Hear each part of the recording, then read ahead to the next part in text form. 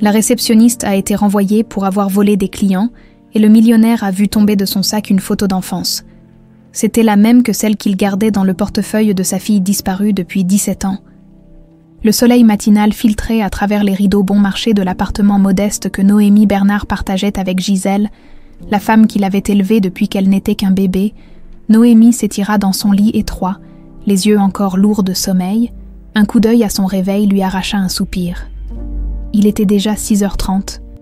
Dans 1 heure, elle devrait afficher son plus beau sourire derrière le comptoir en marbre blanc de la clinique esthétique Lumière, l'un des établissements les plus prisés de Lyon. « Noémie, tu es réveillée, j'ai préparé du café. » La voix douce de Gisèle résonna depuis la cuisine. « J'arrive. »« Maman ?» répondit la jeune femme en repoussant sa couverture. À 22 ans, Noémie était une jolie brune aux yeux noisettes, dont le visage avenant et les manières douces cachaient une détermination peu commune. Devant le miroir de sa commode, elle effleura du bout des doigts la petite marque de naissance sur son cou, à peine visible sous ses cheveux, puis son regard s'attarda sur la photo posée à côté de sa brosse. Une vieille polaroid légèrement décolorée, montrant une petite fille en robe bleue, au sourire angélique. « Encore en train de rêvasser devant cette photo ?» demanda Gisèle en apparaissant dans l'encadrement de la porte. Une tasse fumante à la main, Noémie sourit en acceptant le café. « Je me demande toujours qui était cette petite fille. C'est toi, ma chérie. Je te l'ai déjà dit. La seule chose que tu avais avec toi quand je t'ai trouvée. » Le regard de Gisèle s'assombrit légèrement. Comme à chaque fois qu'elles abordèrent ce sujet, Noémie connaissait l'histoire par cœur. Un matin d'hiver, 17 ans auparavant, Gisèle avait découvert un bébé abandonné devant l'église Saint-Jean, emmitouflé dans une couverture avec cette photo pour seul indice sur son identité. Après des mois de recherches infructueuses pour retrouver ses parents, Gisèle, qui travaillait alors comme aide-soignante, avait officiellement adopté la petite fille. « Tu ferais mieux de te dépêcher si tu ne veux pas être en retard », ajouta Gisèle en déposant un baiser sur le front de sa fille. 1 demi-heure plus tard, Noémie se tenait devant l'imposante façade de la clinique Lumière. Derrière les grandes baies vitrées teintées, la haute société lyonnaise venait dépenser des fortunes pour des traitements anti-âge, des injections de botox et des liftings en tout genre. Pour Noémie, qui gagnait à peine plus que le SMIC, ce monde était aussi fascinant qu'étranger. « Tu es presque en retard », siffla Hélène Dumas en la croisant dans le hall. La directrice de la clinique, une femme de 40 ans au chignon impeccable et au tailleur hors de prix, avait toujours considéré Noémie avec un mélange de condescendance et de méfiance. Malgré 2 ans de service irréprochable comme réceptionniste, Noémie restait à ses yeux une étrangère dans ce temple du luxe. « Bonjour, Madame Dumas. Je suis désolée. Le métro avait du retard ce matin. »« Peu importe. Assure-toi d'appeler Madame Lefebvre pour confirmer son rendez-vous de cet après-midi. Elle a tendance à oublier. » La matinée s'écoula comme d'habitude. Entre appels téléphoniques et accueil des clients fortunés, Noémie s'efforçait de mémoriser leurs préférences, leurs manies, leurs petites exigences. Monsieur Dupont qui voulait toujours le même magazine financier, Madame Moreau qui refusait d'attendre plus de 5 minutes, le docteur Renaud qui exigeait un café noir sans sucre avant chaque consultation. Vers midi, alors qu'elle classait des dossiers, Noémie surprit une conversation entre Hélène et le DER. Lambert, l'un des médecins esthétiques les plus réputés de la clinique. « C'est la 3e annulation cette semaine », disait Hélène, l'air préoccupé. Madame Armand a appelé pour annuler sa séance de cryolipolyse. Puis Madame Girard son injection de collagène. Maintenant, c'est Monsieur Pelletier qui annule son traitement au laser. « C'est étrange, en effet », répondit le DER, Lambert en fronçant les sourcils. Ils sont tous passés à la nouvelle clinique qui vient d'ouvrir dans le 6e arrondissement. Exactement. Je me demande comment ils ont su, pour nos tarifs confidentiels et nos protocoles spéciaux, ces informations ne sont accessibles qu'au personnel. Leurs regards se tournèrent simultanément vers Noémie, qui fit semblant d'être absorbée par ses dossiers. Un frisson désagréable lui parcourut l'échine. Depuis quelques jours, l'ambiance à la clinique était électrique. Des rumeurs circulaient sur une fuite d'informations confidentielles vers un concurrent récemment ouvert. Pendant sa pause déjeuner, assise sur un banc du parc voisin avec son sandwich, Noémie sortit son téléphone pour appeler Gisèle. Ces derniers temps, sa mère adoptive semblait étrangement anxieuse, sursautant au moindre bruit et vérifiant constamment par la fenêtre comme si elle craignait quelque chose. « Allô, maman ?» Noémie, tout va bien. La voix de Gisèle trahissait une inquiétude immédiate. Oui, oui, je voulais juste prendre de tes nouvelles. Tu semblais fatiguée ce matin. Il y eut un silence à l'autre bout de la ligne. Maman, je vais bien, ma chérie. Juste un peu de migraine. Ne t'inquiète pas pour moi. Comment se passe ta journée? Noémie hésita à mentionner l'ambiance tendue à la clinique, mais se ravisa. Comme d'habitude, je serai à la maison vers 19h. De retour à la clinique, Noémie sentit immédiatement que quelque chose n'allait pas. Plusieurs employés étaient regroupés dans le hall, parlant à voix basse, et certains lui jetèrent des regards étranges quand elle passa. « Mademoiselle Bernard, dans mon bureau, maintenant ?» La voix glaciale d'Hélène Dumas fit sursauter Noémie. Le cœur battant, elle suivit sa supérieure jusqu'au bureau situé au fond du couloir. À l'intérieur attendaient 2 autres personnes, le déheur, Lambert, et un homme en costume qu'elle n'avait jamais vu. « Voici Monsieur Leblanc, notre responsable sécurité », annonça Hélène sans préambule. « Nous avons découvert que quelqu'un a accédé à nos fichiers confidentiels et a transmis des informations à notre concurrent, la clinique éternelle. » Noémie sentit son estomac se nouer. « Je ne comprends pas. »« Ne jouez pas les innocentes », coupa Hélène. « Vos identifiants ont été utilisés pour accéder au dossier des clients VIP qui ont miraculeusement tous migré vers notre concurrent. Mais je n'ai jamais... Nous avons les preuves, mademoiselle Bernard. Votre contrat est résilié avec effet immédiat pour faute grave. Veuillez vider votre casier et quitter les lieux. » Le monde s'écroula autour de Noémie. En un instant, tout ce qu'elle avait construit ces 2 dernières années s'évaporait. Elle tenta de se défendre, mais ses protestations se heurtèrent à un mur d'indifférence. Dans un état second, elle rassembla ses maigres effets personnels dans son casier, sous le regard gêné de ses anciens collègues, les larmes aux yeux.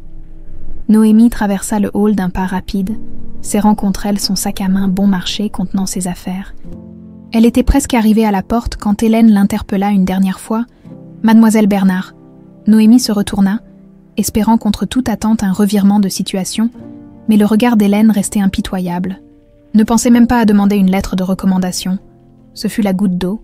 Noémie se précipita vers la sortie, aveuglée par les larmes. Dans sa hâte, elle heurta un homme qui entrait dans la clinique. Son sac, déjà fragilisé par l'usage, se déchira sous le choc. Ses affaires se répandirent sur le sol de marbre immaculé. Son portefeuille, son téléphone, son rouge à lèvres. Et cette vieille photo décolorée qu'elle gardait toujours avec elle. « Je suis désolée », balbutia-t-elle en s'agenouillant pour ramasser ses affaires. L'homme s'accroupit pour l'aider. Grand, distingué, la cinquantaine approchant, il dégageait une aura d'autorité tranquille. Mais lorsque ses yeux se posèrent sur la photo, ses mains se figèrent en plein mouvement. « Cette photo » murmura-t-il d'une voix étranglement. « D'où la tenez-vous ?»« Cette photo, d'où la tenez-vous » Les mains de l'homme tremblaient légèrement, tandis qu'il fixait la polaroid décolorée. Noémie, encore sous le choc de son licenciement, mit quelques secondes à réagir. « C'est à moi », balbutia-t-elle, en tendant la main pour récupérer la photo. L'homme ne semblait pas l'entendre. Son regard restait rivé sur l'image de la petite fille en robe bleue. Comme hypnotisé, il porta lentement la main à la poche intérieure de sa veste et en sortit un portefeuille en cuir. D'un geste presque religieux, il en extirpa une photo identique à celle que tenait Noémie. « C'est impossible », murmura-t-il. Autour d'eux, l'activité de la clinique continuait. Une cliente s'approcha du comptoir d'accueil, visiblement contrariée de ne trouver personne pour la recevoir. Hélène Dumas, qui observait la scène depuis l'entrée de son bureau, s'avança soudain, son expression changeant du mépris à la déférence en reconnaissant l'homme. « Monsieur Armand, quelle surprise de vous voir ici. Madame Armand est encore en consultation avec le dédeur, Lambert. Elle ne devrait plus tarder. » L'homme, Monsieur Armand, ne détourna pas les yeux des photos. « Hélène, qui est cette jeune femme ?»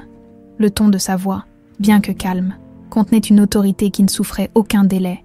Hélène jeta un regard méprisant vers Noémie. « Personne d'important. Une employée que nous venons de licencier pour faute grave. » « Pour quel motif exactement ?» insista Monsieur Armand. Relevant enfin les yeux, « Vol d'informations confidentielles. Elle a transmis des données sur nos clients VIP à la concurrence. » Noémie, qui s'était relevée entre-temps, sentit la colère remplacer la tristesse. « C'est faux, je n'ai jamais rien volé. On ne m'a même pas laissé me défendre. » Hélène lui lança un regard glacial. « Nous avons toutes les preuves, mademoiselle Bernard. Vos identifiants ont été utilisés pour accéder aux fichiers. Maintenant, veuillez quitter les lieux avant que j'appelle la sécurité. Ces identifiants, ou quelqu'un utilisant ces identifiants, intervint calmement Monsieur Armand. Avez-vous vérifié les caméras de sécurité pour confirmer que c'était bien elle? Ou procédé à une enquête approfondie avant de l'accuser publiquement? Le visage d'Hélène se crispa légèrement. Monsieur Armand, je vous assure que nous avons suivi toutes les procédures. J'en doute fort, coupa-t-il sèchement, puis, se tournant vers Noémie.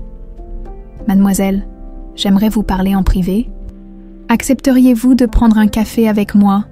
Noémie hésita, déchirée entre sa méfiance naturelle et quelque chose d'indéfinissable qui la poussait à faire confiance à cet homme, les photos identiques, la façon dont il l'avait défendue, et surtout, cette étrange sensation de familiarité qu'elle ressentait en sa présence. « Pourquoi ?» demanda-t-elle finalement, la voix plus ferme. « Qu'est-ce que cette photo représente pour vous ?» L'homme jeta un regard autour d'eux, conscient que leur échange attirait l'attention du personnel et des clients. « Pas ici, s'il vous plaît. » Un mouvement près de l'entrée attira leur attention. Une femme élégante venait d'apparaître, grande, blonde, d'une beauté froide et calculée. Elle s'avança vers eux d'un pas assuré, ses talons claquant sur le marbre. « Julien, je ne t'attendais pas si tôt. »« Monsieur Armand, Julien » se raidit imperceptiblement. « Sandrine, ta séance est terminée. » La femme hocha la tête, son regard passant de son mari à Noémie avec une curiosité non dissimulée. Qui est cette jeune personne? Avant que Julien ne puisse répondre, Noémie, submergée par les émotions de cette journée catastrophique, ramassa précipitamment ses dernières affaires et se dirigea vers la sortie. « Mademoiselle, attendez !» appela Julien. Mais Noémie avait déjà franchi les portes vitrées. Elle s'élança dans la rue, courant presque pour mettre le plus de distance possible entre elle et cette clinique maudite. Les larmes qu'elle avait retenues éclatèrent enfin, brouillant sa vision. Après plusieurs minutes de marche rapide, elle s'arrêta, à bout de souffle, dans un petit square, assise sur un banc. Elle tenta de rassembler ses pensées. Qu'est-ce qui venait de se passer exactement? Comment allait-elle annoncer à Gisèle qu'elle avait perdu son emploi? Et qui était cet homme mystérieux qui possédait la même photo qu'elle? Son téléphone vibra dans sa poche. Un message de Gisèle. « Tout va bien, ma chérie. J'ai un mauvais pressentiment. » Noémie hésita, puis répondit simplement « Je rentre plus tôt aujourd'hui. Je t'expliquerai. » Elle rangea son téléphone et sortit à nouveau la photo. Cette petite fille en robe bleue. Était-ce vraiment elle, comme Gisèle l'avait toujours affirmé? Et si oui, pourquoi cet homme fortuné possédait-il la même image? Un mouvement sur sa droite la fit sursauter. Julien Armand se tenait là, légèrement essoufflé, comme s'il avait couru pour la rattraper. « Je vous ai suivi, » dit-il simplement. « Pardonnez-moi cette intrusion, mais il faut absolument que nous parlions. » Noémie se leva sur la défensive. « Je ne vous connais pas. »« Non, mais je crois. » Il s'interrompit, comme si les mots lui manquaient soudain. Puis il reprit, la voix légèrement tremblante. « Je m'appelle Julien Armand.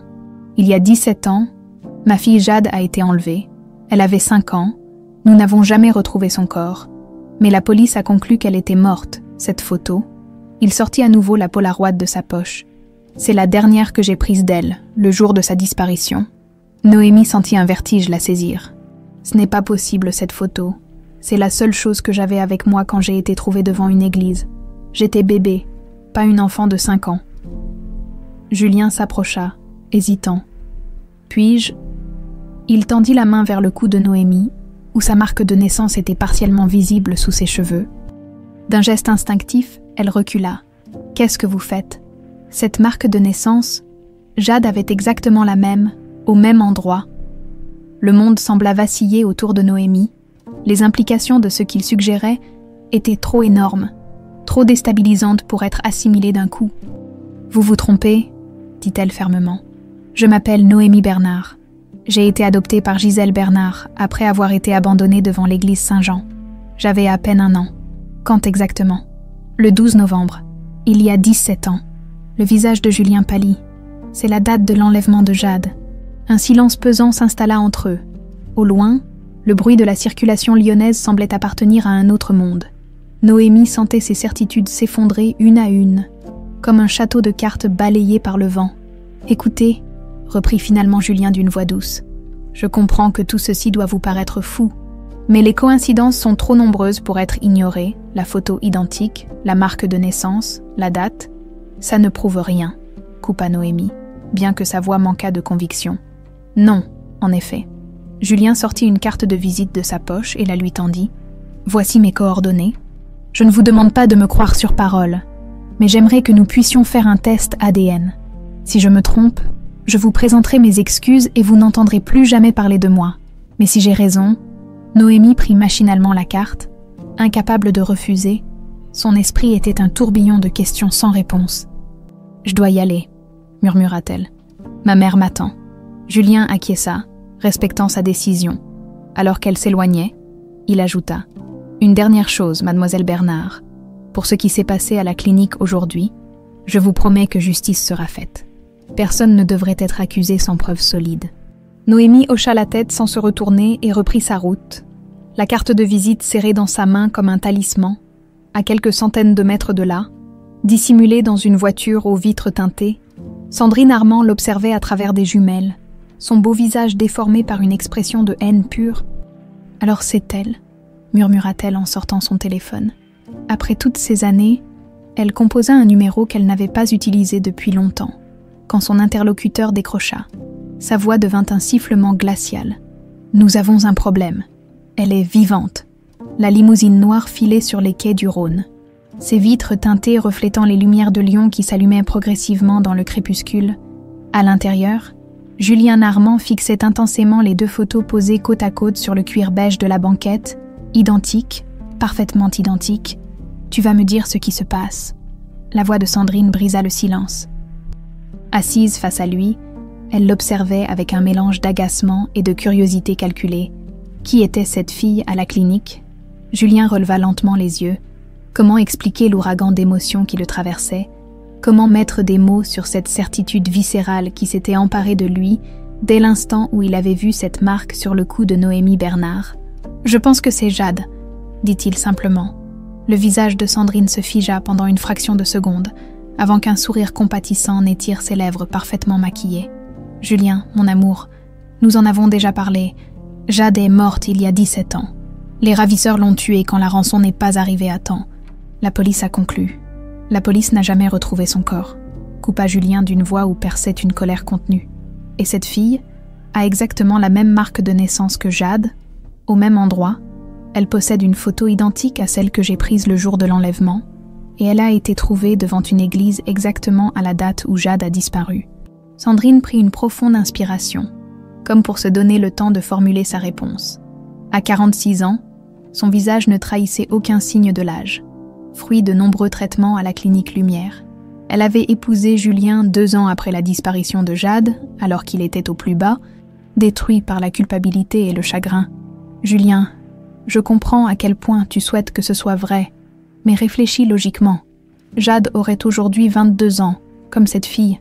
C'est vrai, mais elle était déjà une enfant quand elle a disparu, pas un bébé. Et puis, quel serait l'intérêt de l'enlever pour ensuite l'abandonner devant une église ? Ça n'a aucun sens. » Julien ferma les yeux un instant. Les souvenirs de cette journée fatidique le submergeaient encore, même après toutes ces années. La sortie au parc avec Jade, sa petite main confiante dans la sienne, la photo prise juste avant qu'il ne la laisse jouer sur le toboggan pendant qu'il passait un appel professionnel urgent, et puis le cri, l'horreur de découvrir qu'elle avait disparu, les jours d'angoisse qui avaient suivi, l'attente insoutenable, la demande de rançon, l'échec de l'échange. « Je vais engager des détectives privés », annonça-t-il en rouvrant les yeux, « et je vais demander un test ADN. » Le visage de Sandrine se durcit imperceptiblement. « Tu vas traumatiser cette pauvre fille pour rien. Elle a déjà perdu son travail aujourd'hui, d'après ce que j'ai compris. » Justement, à ce propos, Julien sortit son téléphone. « Je vais appeler Maurice.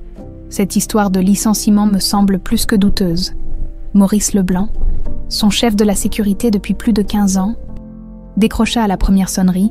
« Monsieur Armand, Maurice, j'ai besoin que tu enquêtes sur un incident survenu aujourd'hui à la clinique Lumière. Une jeune femme nommée Noémie Bernard a été licenciée pour vol d'informations confidentielles. Je veux savoir exactement ce qui s'est passé. » « Bien. Monsieur, autre chose. » Julien hésita, conscient du regard de Sandrine fixé sur lui. Oui, je veux aussi tout savoir sur cette Noémie Bernard, son passé, son adoption, sa mère adoptive, tout. Je m'en occupe immédiatement. » Lorsqu'il raccrocha, le regard de Sandrine s'était fait inquisiteur. Pourquoi cet intérêt soudain pour une simple réceptionniste, même si, et c'est un énorme si, cette fille était Jade? Pourquoi s'embêter avec cette histoire de licenciement? Parce que si c'est Jade, alors quelqu'un lui a volontairement fait du mal aujourd'hui. Et je ne laisserai pas passer ça. La limousine s'engagea dans l'allée privée, menant à la propriété des Armand, située sur les hauteurs de Lyon, le manoir, une imposante bâtisse du XIXe siècle entourée d'un parc de 3 hectares, se dressait comme un témoignage de la fortune considérable que Julien avait amassée au fil des années. Fils d'un simple ouvrier, Julien avait bâti son empire à force de travail acharné et d'intuition hors du commun. À 48 ans, il était à la tête du groupe Armand, spécialisé dans les technologies médicales avancées, avec des filiales dans toute l'Europe. Sa fortune était estimée à plusieurs milliards d'euros, faisant de lui l'une des personnes les plus influentes de France. Mais toute cette richesse n'avait jamais comblé le vide laissé par la disparition de Jade, sa fille unique, née de son premier mariage avec Claire, décédée d'un cancer quelques mois avant l'enlèvement. Jade avait été son ancre, sa raison de vivre après la mort de Claire. Quand il l'avait perdue à son tour, quelque chose s'était brisé en lui, irrémédiablement. « Tu te fais du mal pour rien », murmura Sandrine, en posant sa main sur la sienne alors que la voiture s'immobilisait devant l'entrée principale. « Nous avons fait notre deuil, Julien. Ne rouvre pas ces vieilles blessures. » Il retira doucement sa main. « Je n'ai jamais fait mon deuil, Sandrine. Jamais. » Le chauffeur ouvrit la portière, et Julien sortit sans attendre, emportant les 2 photos, dans le hall d'entrée. Madeleine, la gouvernante qui servait la famille depuis plus de 20 ans, l'accueillit avec son efficacité habituelle. « Bonsoir, monsieur. Souhaitez-vous dîner maintenant, ou préférez-vous attendre, madame ? » « Je n'ai pas faim, Madeleine. Je serai dans mon bureau. » L'imposant bureau de Julien, situé à l'angle est du manoir, offrait une vue panoramique sur Lyon. C'était son refuge, l'endroit où il se sentait le plus proche de Jade. Sur une étagère trônait une collection de cadres photos retraçant les 5 courtes années de la vie de sa fille. Jade bébé dans les bras de Claire, Jade faisant ses premiers pas, Jade sur son poney, et puis, dans un écrin de velours bleu, la petite mèche de cheveux prélevée à sa naissance. Conservée précieusement comme le faisaient autrefois les mères victoriennes, cette mèche pourrait servir pour le test ADN. Si Noémie refusait de coopérer, Julien s'assit lourdement dans son fauteuil en cuir et ouvrit un tiroir sécurisé. Il en sortit un épais dossier marqué « Enlèvement de Jade, 2007 ». Combien de fois avait-il épluché ces documents, à la recherche d'un indice, d'une piste que les enquêteurs auraient manqué, les rapports de police, les transcriptions des appels des ravisseurs, les photos de la scène, les témoignages. Un détail en particulier l'avait toujours hanté, le dernier appel des ravisseurs, celui où ils avaient annoncé froidement « Trop tard, la petite est morte ». Cet appel avait été passé d'une cabine téléphonique située près de l'église Saint-Jean, l'église même où Noémie Bernard avait été trouvée. Son téléphone vibra. Un message de Maurice. Premier élément, Noémie Bernard. Employée depuis 2 ans à la clinique, dossier impeccable, recommandations excellentes, licenciement intervenu ce matin suite à des fuites d'informations vers la clinique concurrente, preuve principale, accès aux fichiers clients VIP via ses identifiants informatiques, aucune vérification des caméras de surveillance effectuées. J'enquête sur qui a ordonné cette décision précipitée. Julien fronça les sourcils. Qui aurait intérêt à faire licencier injustement cette jeune femme?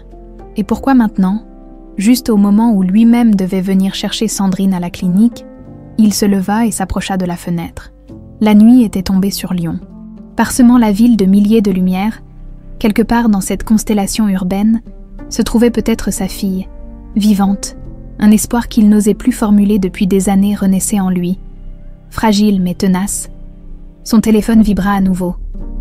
Cette fois, c'était un message d'un numéro inconnu. « Monsieur Armand, c'est Noémie Bernard. J'ai réfléchi à votre proposition. J'accepte de faire le test ADN. » Julien sentit son cœur s'accélérer. Il répondit immédiatement. « Merci. Pouvons-nous nous rencontrer demain ?» La réponse ne tarda pas. « D'accord. Mais je veux que ma mère soit présente. »« Sa mère » murmura Julien. Cette femme qui avait élevé Jade, si c'était bien elle, pendant toutes ces années, était-elle complice de l'enlèvement ou simple victime des circonstances?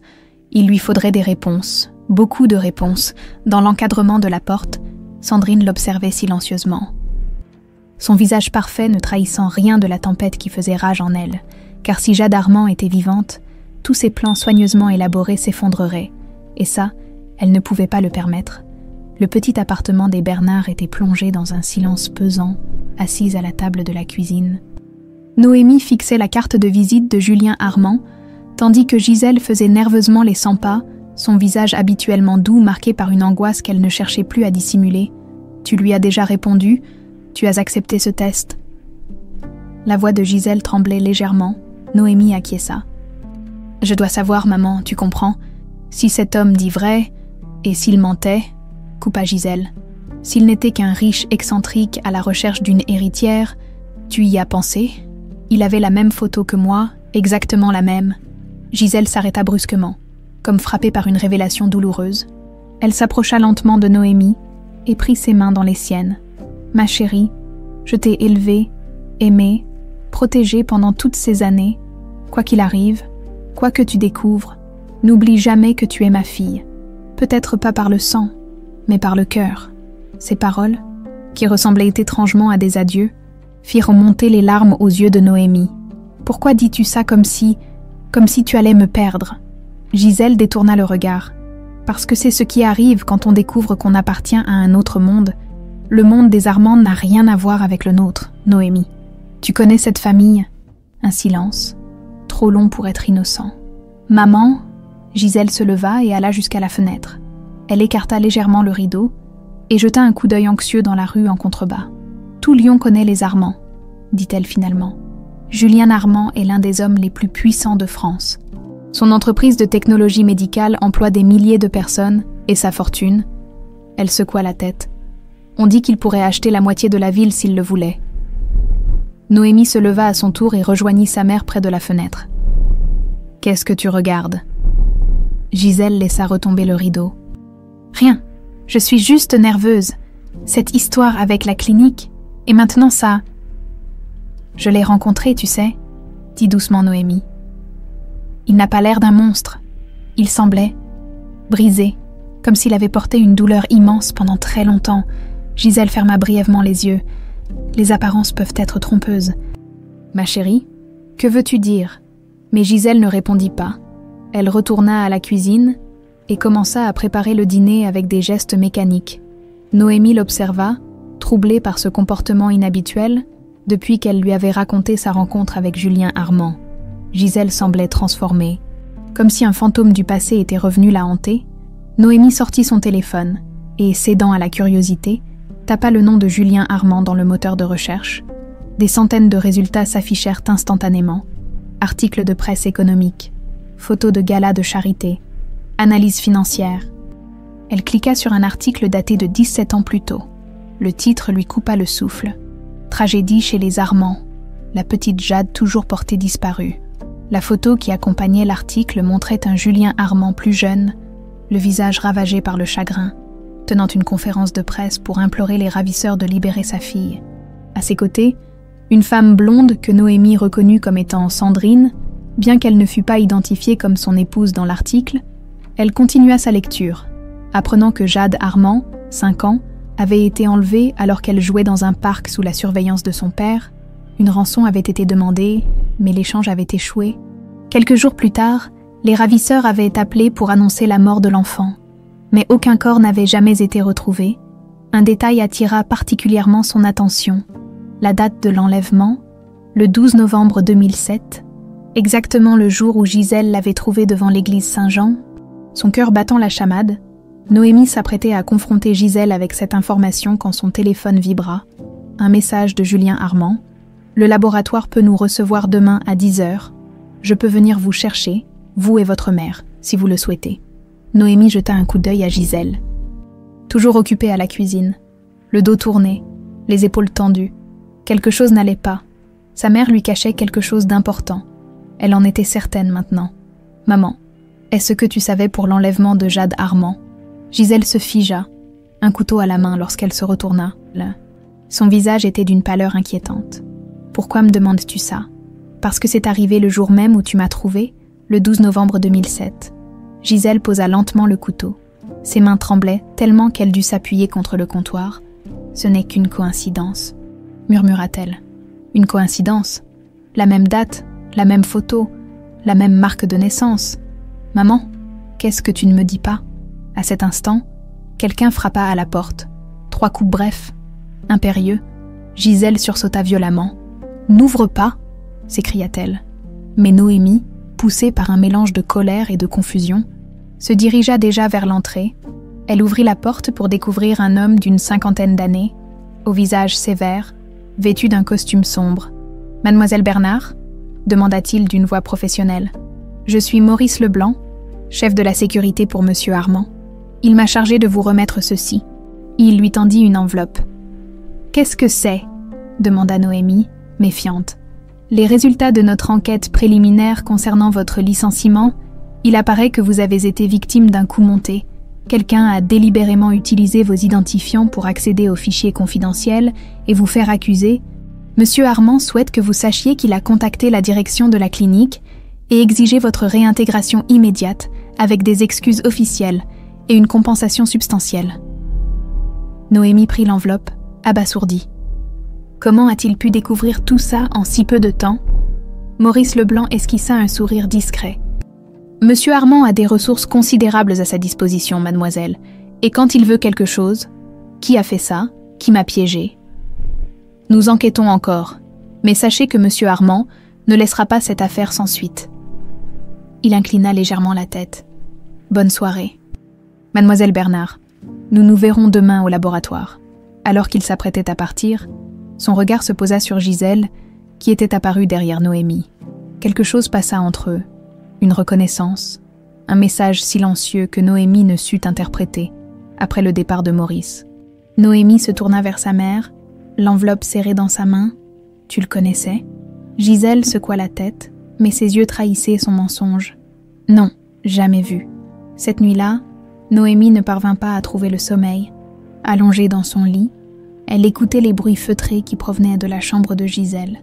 Sa mère semblait ranger des affaires, ouvrir et fermer des tiroirs, comme si elle se préparait à quelque chose, ou à fuir. Vers 3 heures du matin, n'y tenant plus, Noémie se leva et se glissa silencieusement jusqu'à la porte de la chambre de Gisèle. Ce qu'elle vit la glaça. Sa mère était assise sur son lit. Entourée de papiers éparpillés et d'une petite valise à moitié remplie, elle tenait entre ses mains ce qui ressemblait à un vieux passeport et pleurait doucement. Noémie retourna dans sa chambre, le cœur lourd. Demain, au laboratoire, elle saurait enfin la vérité. Mais quelque chose lui disait que cette vérité risquait de détruire tout ce en quoi elle avait cru jusqu'à présent. À quelques kilomètres de là, dans le luxueux manoir des Armand, Julien ne dormait pas non plus. Assis dans la chambre de Jade, préservée exactement comme elle l'était 17 ans plus tôt, il contemplait les jouets, les livres, les petits vêtements soigneusement rangés. Demain, il saurait si cette chambre attendait en vain, ou si par miracle sa fille lui revenait enfin. Dans une autre aile de la maison, Sandrine était au téléphone, parlant à voix basse. « Tu dois intervenir avant ce test ADN. »« Non, je ne peux pas le faire moi-même, je suis surveillée. Trouve une solution, n'importe laquelle, mais cette fille ne doit pas faire ce test. Tu m'entends, sinon nous sommes tous perdus. » Le laboratoire d'analyse génétique BioGentech occupait tout le dernier étage d'un immeuble moderne du quartier de la Pardieu. Noémie et Gisèle, arrivées par leurs propres moyens malgré l'offre de Julien, patientaient dans une salle d'attente aux lignes épurées. Gisèle n'avait pratiquement pas parlé depuis leur départ de l'appartement, son visage fermé trahissant une anxiété croissante. « Tu es sûre que ça va ?» demanda Noémie en posant sa main sur celle de sa mère. Gisèle tenta un sourire qui n'atteignit pas ses yeux. « Oui, ma chérie, c'est juste que... c'est juste. Tout va changer aujourd'hui, je le sens. » À cet instant, les portes de l'ascenseur s'ouvrirent, laissant apparaître Julien Armand, accompagné de Maurice Leblanc. Le magnate était vêtu d'un costume sombre qui accentuait la gravité de son expression. Quand son regard croisa celui de Noémie, une émotion brute, presque douloureuse, traversa son visage. « Mademoiselle Bernard, merci d'être venue, » dit-il en s'approchant. Puis, se tournant vers Gisèle. « Et vous devez être Madame Bernard. Je suis Julien Armand. » Gisèle se leva, étrangement rigide. « Je sais qui vous êtes. » Un silence inconfortable s'installa. Rompu par l'arrivée d'un médecin en blouse blanche, qui les invita à le suivre dans une salle de prélèvement, la procédure fut rapide. Un simple échantillon de salive pour Noémie et Julien. Le médecin leur expliqua que les résultats seraient disponibles dans quelques heures seulement, grâce à une technique d'analyse express réservée habituellement aux urgences médico-légales. « Les avantages d'être Julien Armand », murmura le magnate avec un sourire triste en voyant le regard surpris de Noémie. Ils quittèrent le laboratoire ensemble, descendant dans le grand hall de l'immeuble. Dehors, une fine pluie s'était mise à tomber, nimbant Lyon d'une brume mélancolique. « Je vous propose d'attendre les résultats autour d'un déjeuner », suggéra Julien. « Il y a un excellent restaurant non loin d'ici. » Noémie hésita, puis accepta d'un hochement de tête. Gisèle, elle, semblait de plus en plus agitée. « Je ne peux pas, » dit-elle précipitamment. « J'ai un rendez-vous important. Je vous rejoindrai plus tard. » Avant que Noémie puisse protester. Gisèle l'embrassa rapidement sur la joue et s'éloigna d'un pas pressé. Noémie la regarda partir, un sentiment d'inquiétude grandissant en elle. « Votre mère semble nerveuse ?» observa Julien alors qu'il prenait une place dans sa voiture. Maurice au volant. « Elle l'est depuis hier, depuis que je lui ai parlé de vous. » En fait, Julien échangea un regard avec Maurice dans le rétroviseur. « A-t-elle dit quelque chose sur l'époque où elle vous a trouvé ?» Noémie secoua la tête. « Juste ce qu'elle m'a toujours raconté, qu'elle m'a découverte devant l'église Saint-Jean un matin de novembre, mais... » Elle hésita. « Hier soir, je l'ai surprise en train de faire une valise, comme si elle s'apprêtait à fuir. » La voiture s'arrêta devant un restaurant discret, dont la devanture n'indiquait rien de l'élégance feutrée de l'intérieur. À peine entré, il fut reconduit à une table isolée dans un salon privé.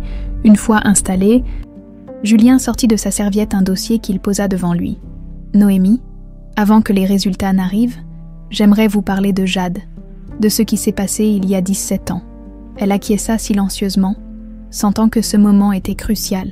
« Jade était tout pour moi, » commença Julien, sa voix légèrement altérée par l'émotion. Sa mère, Claire, mon premier amour, était décédée d'un cancer quelques mois avant l'enlèvement. Nous n'étions plus que tous les deux, essayant de reconstruire notre vie. Il ouvrit le dossier et en sortit une photo de lui plus jeune, tenant une petite fille aux boucles brunes dans ses bras. Noémie fut frappée par la ressemblance. Les mêmes yeux, le même sourire. Ce jour-là, nous étions au parc de la Tête d'Or. Je lui ai pris cette photo avec son Polaroid. Elle adorait cet appareil, un cadeau de sa mère. Puis j'ai reçu un appel professionnel urgent. Je me suis éloignée de quelques mètres seulement, tout en la gardant à l'œil. Du moins, c'est ce que je croyais. Sa voix se brisa légèrement. Quand j'ai raccroché, elle avait disparu. J'ai crié son nom, cherché partout. La police est arrivée. Une véritable chasse à l'homme s'est organisée dans tout le parc, puis dans toute la ville. Rien. Jade s'était volatilisée. Julien sortit d'autres documents, des rapports de police, des transcriptions d'appels. 3 jours plus tard, nous avons reçu la première demande de rançon, 5 millions d'euros, à déposer dans un casier de la gare de Perrache. J'étais prêt à payer 10 fois cette somme, mais la police a insisté pour organiser une opération. Ça a mal tourné. Les ravisseurs ont repéré les agents et ont pris la fuite.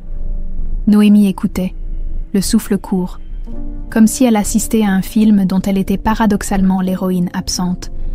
Le lendemain, nous avons reçu un dernier appel. Une voix froide qui disait simplement « Trop tard, la petite est morte », puis plus rien. L'appel venait d'une cabine téléphonique, près de l'église Saint-Jean. Noémie sentit un frisson la parcourir. L'église où j'ai été trouvée. Exactement. La police a conclu à la mort de Jade, malgré l'absence de corps.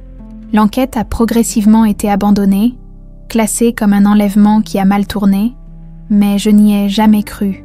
Jamais. Julien plongea son regard dans celui de Noémie. Et maintenant, vous apparaissez avec cette photo, cette marque de naissance, à la bonne date. Le téléphone de Julien vibra. Il regarda l'écran et son visage se tendit.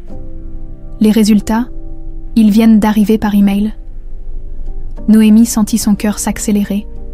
Ce simple email allait peut-être réécrire toute sa vie, son identité, son passé. Julien ouvrit le message, parcourut rapidement son contenu, ses mains se mirent à trembler. Lorsqu'il releva les yeux vers Noémie, ils étaient remplis de larmes. « C'est positif, vous êtes Jade, ma fille. » Le monde autour de Noémie sembla se dissoudre. Les bruits du restaurant s'estompèrent, remplacés par un bourdonnement sourd. Des images fragmentées, des souvenirs enfouis remontèrent soudain à la surface de sa conscience. Un parc, un toboggan rouge, un homme qui lui tendait les bras, un appareil photo Polaroid. « Je me souviens, » murmura-t-elle, abasourdie. « Je me souviens du parc et de l'appareil photo. Vous me l'aviez offert pour mon anniversaire. » Julien tendit la main vers elle, hésitant, comme s'il craignait qu'elle ne s'évapore au moindre contact. « Jade, je m'appelle Noémie, » répondit-elle instinctivement, puis s'interrompit, confuse. Qui était-elle vraiment? Jade Armand ou Noémie Bernard? Le téléphone de Julien sonna à nouveau. Cette fois, c'était Maurice. « Monsieur, nous avons un problème. Madame Bernard a disparu. Elle a pris un taxi après avoir quitté le laboratoire. Mais nous l'avons perdue au niveau de la Croix-Rousse. » Noémie se redressa, alarmée. « Gisèle a disparu. Ce n'est pas tout, » poursuivit Maurice. « Nous avons trouvé quelque chose sur elle. Son vrai nom n'est pas Gisèle Bernard, mais Gisèle Moreau. Et il y a 17 ans, elle travaillait comme infirmière à la clinique privée où Madame Claire Armand a été soignée pour son cancer. » Julien pâlit visiblement. Elle connaissait Claire, et donc Jade. Il semblerait, oui. Et il y a autre chose. Elle a reçu un virement important sur son compte 3 jours après l'enlèvement de Jade. 200 000 €, origine du virement. Une société écran qui, après investigation, appartenait à... À qui? Pressa Julien. À Sandrine Dufresne, le nom de jeune fille de votre épouse. Un silence de plomb s'abattit sur la table. Noémie sentit le sol se dérober sous ses pieds. Gisèle, sa mère, celle qui l'avait élevée avec amour, avait été complice de son enlèvement. Et Sandrine, l'épouse de Julien, était impliquée. « Je dois la retrouver », dit Noémie en se levant brusquement. « Elle doit s'expliquer. » Julien se leva à son tour, le visage durci par une colère froide. « Maurice, trouve Sandrine, tout de suite, et appelle la police. » À cet instant, le téléphone de Noémie vibra. Un message de Gisèle. « Pardonne-moi, ma chérie, je n'ai jamais voulu te faire de mal. Tout ce que j'ai fait, c'était pour te protéger. Rendez-vous à l'endroit de notre photo préférée. Je t'expliquerai tout. Viens seule. Je t'en supplie. Si tu viens avec la police ou avec lui, je disparaîtrai pour toujours. » Noémie montra le message à Julien. « Je dois y aller. Pas question que vous y alliez seul. C'est trop dangereux. C'est ma mère, » s'écria Noémie. « Qu'elle ait été complice ou non, elle m'a élevée, aimée. Je dois entendre sa version. » Leurs regards s'affrontèrent. Celui d'un père qui venait de retrouver sa fille et craignait de la perdre à nouveau. Et celui d'une jeune femme déchirée entre 2 identités, 2 vies. « D'accord, » céda finalement Julien. « Mais Maurice vous suivra à distance. Au moindre signe de danger, il interviendra. » Noémie hocha la tête et se dirigea vers la sortie, portant en elle le poids écrasant de cette vérité nouvellement découverte. Elle était Jade Armand, l'enfant disparu, l'héritière retrouvée, mais elle était aussi Noémie Bernard, la fille de Gisèle, celle qui avait grandi dans la modestie et l'amour, et quelque part dans Lyon, l'attendaient des réponses qui risquaient de briser définitivement l'une de ces 2 identités. L'endroit de notre photo préférée, Noémie savait immédiatement où Gisèle l'attendait. Sur la colline de Fourvière, face à la basilique, se trouvait un petit belvédère offrant une vue imprenable sur Lyon. C'était là qu'elles avaient trop pris leur photo préférée, un jour d'automne semblable à celui-ci, les bras enlacés, souriant à l'objectif avec la ville en toile de fond. Ce cliché trônait sur leur buffet depuis des années. Lorsque le taxi la déposa au pied de la colline, Noémie sentit son téléphone vibrer. Un message de Maurice. « Je vous suis à distance comme convenu, soyez prudente. » Elle rangea l'appareil et commença à gravir les marches menant au belvédère, son esprit tourbillonnant de questions sans réponse qui étaient vraiment Gisèle. Comment avait-elle pu participer à un enlèvement? Et surtout, pourquoi?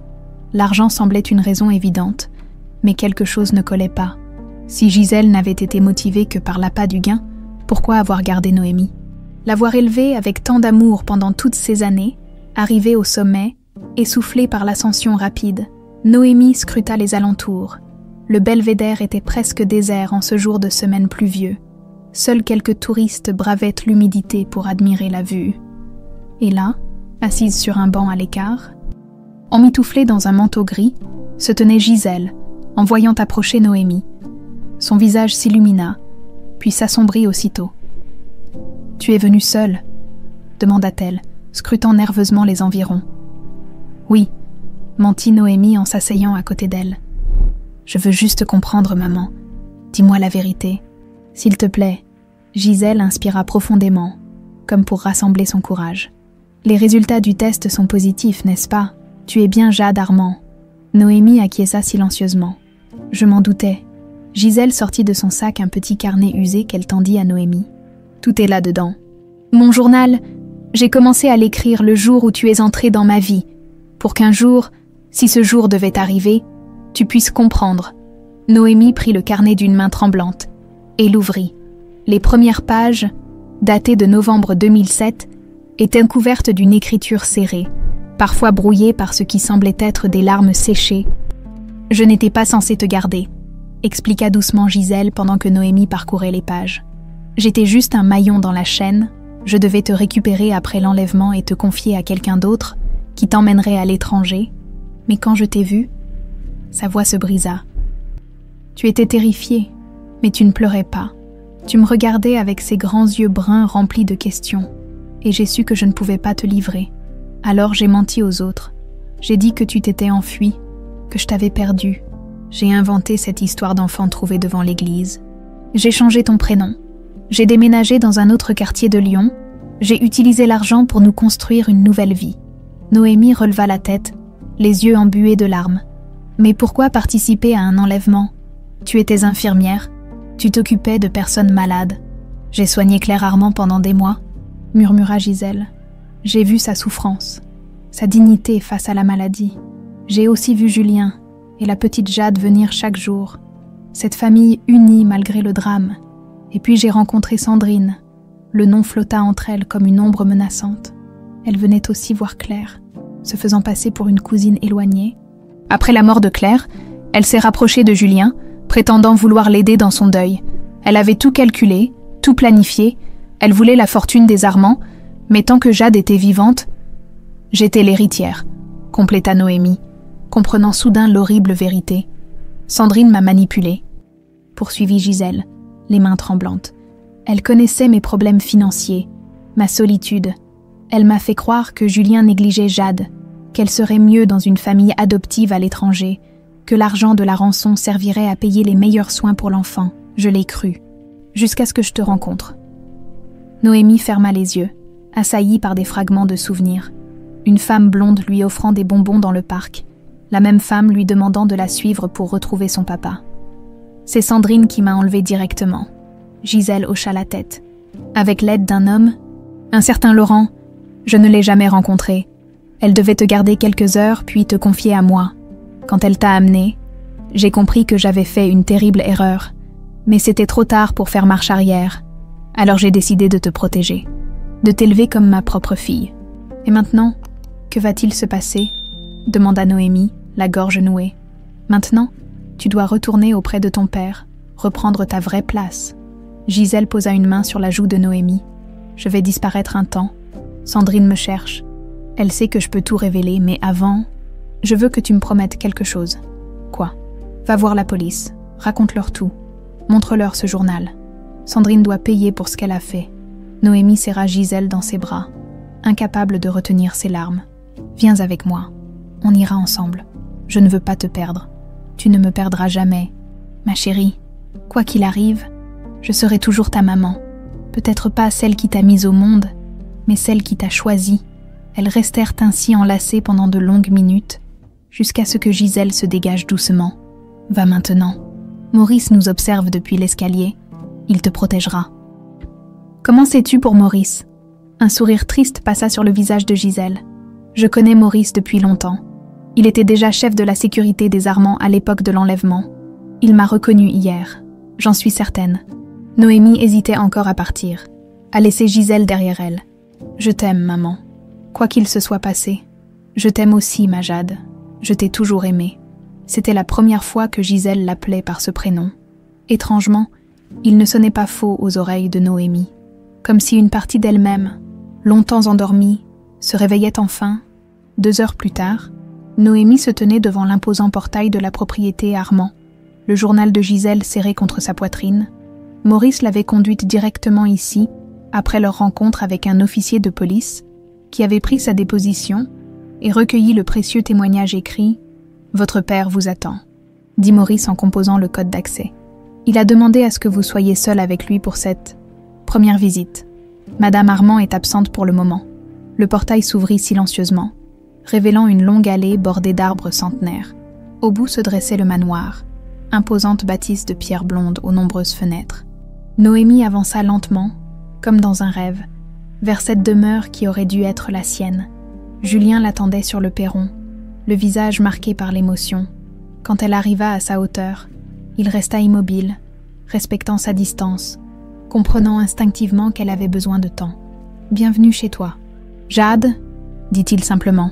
« Noémie » corrigea-t-elle doucement. « Pour l'instant, je suis encore Noémie. » Il acquiesça, acceptant sa demande sans discuter. « Bien sûr, veux-tu visiter la maison ?» La demeure était aussi impressionnante à l'intérieur qu'à l'extérieur. Haut plafond, mobilier ancien, œuvres d'art. Mais ce qui frappa Noémie, c'était cette étrange familiarité. Comme si son corps se souvenait de ces lieux que son esprit avait oubliés. Ses doigts effleurèrent instinctivement la rampe d'escalier en chêne massif, reconnaissant sa texture. « Tu adorais glisser le long de cette rampe », murmura Julien, observant son geste. « Ta mère, Claire, te grondait toujours pour ça. » Ils montèrent à l'étage, Julien la guidant à travers un dédale de couloirs jusqu'à une porte fermée. Il s'arrêta, la main sur la poignée, soudain hésitant. « C'est ta chambre. Je l'ai conservée exactement comme elle était. Peut-être que c'était malsain de ma part, mais je n'ai jamais pu me résoudre à y changer quoi que ce soit. » Il ouvrit la porte, révélant une chambre d'enfant figée dans le temps, lit à baldaquin rose, étagère remplie de livres et de jouets, bureau miniature sur lequel étaient posés des crayons de couleur. Sur les murs, des dessins d'enfants avaient été soigneusement encadrés. Noémie entra lentement, submergée par une vague de souvenirs fragmentés. Elle, assise sur ce lit, écoutant son père lui lire une histoire. Elle, dessinant à ce bureau, sa mère Claire lui caressant les cheveux. « Je me souviens », murmura-t-elle, touchant du bout des doigts une peluche en forme de lapin posée sur l'oreiller. « Monsieur Floppy, je ne voulais jamais dormir sans lui. » Julien, resté dans l'encadrement de la porte, ne put retenir une larme. « Tu t'en souviens ?» Un détail attira soudain l'attention de Noémie. Sur la table de chevet se trouvait une photo encadrée. Elle, plus jeune, dans les bras d'une femme au sourire lumineux, aux cheveux châtains comme les siens. « Claire, souffla-t-elle, ma mère, elle t'aimait plus que tout au monde, » dit doucement Julien. « Quand elle est partie, elle m'a fait promettre de toujours te protéger. J'ai failli à cette promesse. » Noémie se tourna vers lui, bouleversée par la douleur sincère qu'elle lisait sur son visage. « Ce n'était pas votre faute. »« Si, ça l'était. J'aurais dû être plus vigilant. Et ensuite... » Il secoua la tête. « Ensuite, j'ai laissé entrer Sandrine dans nos vies. Je n'ai rien vu. Rien soupçonné. » Un silence pesant s'installa entre eux, chargé de 17 années perdues, de souvenirs volés, de vies brisées puis reconstruites. « Que va-t-il se passer maintenant ?» demanda finalement Noémie. « Pour Sandrine, pour Gisèle. La police recherche Sandrine, quant à Gisèle. Son témoignage sera crucial, mais compte tenu des circonstances, du fait qu'elle t'ait protégée, élevée, je ferai tout ce qui est en mon pouvoir pour qu'elle soit traitée avec clémence. » Noémie hocha la tête, reconnaissante. « Et pour moi ?» Julien la regarda longuement, avec une tendresse infinie. « Pour toi, ma fille, c'est comme tu le souhaites. Si tu veux du temps, je comprendrai. Si tu préfères garder tes distances, je l'accepterai. Tout ce qui compte, c'est que tu sois vivante, que tu sois bien, le reste viendra peut-être avec le temps. » À cet instant, un bruit de porte claquée retentit au rez-de-chaussée. Suivi d'éclats de voix, Julien se raidit immédiatement. « Reste ici !» ordonna-t-il à Noémie avant de se précipiter vers l'escalier. Mais Noémie, poussée par un instinct qu'elle ne s'expliquait pas, le suivit, Arrivée en haut des marches, elle se figea. Dans le hall d'entrée se tenait Sandrine, les traits déformés par la rage, faisant face à Maurice qui tentait de lui barrer le passage. « Où est-elle » hurlait Sandrine. « Où est cette impostrice ?» Son regard furibond se leva alors vers l'escalier, croisant celui de Noémie. Un sourire mauvais déforma ses lèvres parfaites. « Te voilà enfin, Jade. Ou devrais-je dire ? Noémie, bienvenue à la maison. Sandrine. » La voix de Julien était glaciale. « Tu n'es pas la bienvenue ici. »« Vraiment » ricana-t-elle. « Dans ma propre maison, celle dont je suis légalement copropriétaire depuis notre mariage. » Elle gravit quelques marches, son regard ne quittant pas Noémie qui se tenait figée en haut de l'escalier. Maurice fit un mouvement pour l'intercepter, mais Julien l'arrêta d'un geste. « Laisse-la, Maurice. Il est temps que tout soit dit. » Sandrine s'immobilisa à mi-escalier, un sourire narquois aux lèvres. « Oui, parlons donc. De cette touchante réunion de famille, tu crois vraiment que cette fille est Jade ? Que le test ADN est fiable ? Les résultats sont formels, » répondit Julien. « Et ce n'est pas le seul élément. Nous avons aussi le témoignage de Gisèle Moreau. » À la mention de ce nom, le visage de Sandrine se contracta brièvement. Cette femme est une mythomane, une infirmière perturbée qui s'est inventé une histoire pour justifier le vol d'un enfant. « Le vol ?» intervint Noémie, trouvant enfin sa voix. « C'est vous qui m'avez enlevé du parc. C'est vous qui avez tout orchestré. » Sandrine éclata d'un rire sans joie. « Des accusations ridicules. Et basées sur quoi ? Les divagations d'une femme qui t'a kidnappée. Sur son journal. » Répondit calmement Noémie, en désignant le carnet qu'elle tenait toujours serré contre elle. « Elle a tout écrit, depuis le premier jour. Comment vous l'avez manipulé, comment vous avez planifié l'enlèvement, comment vous comptiez vous débarrasser de moi. » « Un tissu de mensonges, » siffla Sandrine. Mais son regard s'était durci en voyant le journal. « La police est déjà en possession d'une copie, » ajouta Julien. « Tout comme les relevés bancaires prouvant les versements que tu as effectués à Gisèle et à ce Laurent, des versements depuis ta société écran, Dufresne Consulting. » Sandrine sembla hésiter un instant, évaluant ses options. Puis, avec une fluidité déconcertante, son expression passa de la colère à un calme calculateur. « Soit, » dit-elle en descendant nonchalamment les quelques marches qui la séparaient du hall. « Discutons-en dans le salon, comme des gens civilisés. Après tout, c'est une affaire de famille. » Julien échangea un regard avec Maurice, qui hocha imperceptiblement la tête. « La police est en route, » murmura-t-il. Ils se dirigèrent vers le grand salon.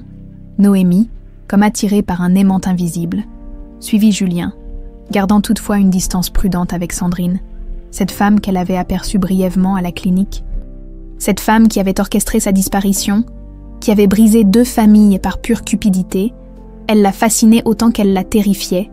Le salon des Armands était une vaste pièce aux boiseries anciennes, meublée avec un goût exquis.